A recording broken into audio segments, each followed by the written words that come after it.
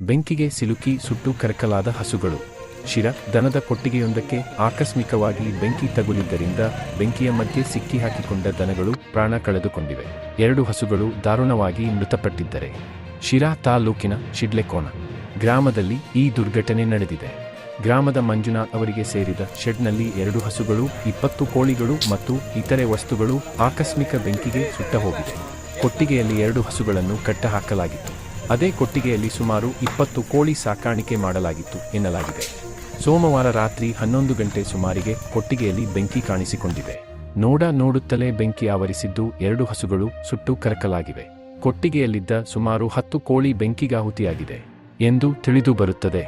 ಸ್ಥಳಕ್ಕೆ ಪಶುವೈದ್ಯರ ತಂಡ ಹಾಗೂ ಕಳ್ಳಂಬೆಳ್ಳ ಪೊಲೀಸರು ಭೇಟಿ ನೀಡಿ ಪರಿಶೀಲನೆ ನಡೆಸಿದ್ದಾರೆ ಹಾಗೂ ದೂರು ದಾಖಲಿಸಿ ಕಾನೂನು ರೀತಿಯ ಕ್ರಮ ಜರುಗಿಸಿ ನೊಂದ ಕುಟುಂಬಕ್ಕೆ ಸಂಬಂಧಪಟ್ಟ ಇಲಾಖೆಯಿಂದ ಪರಿಹಾರ ಕೊಡಿಸಬೇಕಾಗಿ ಗ್ರಾಮದ ರೈತರು ಆಗ್ರಹಿಸಿದ್ದಾರೆ.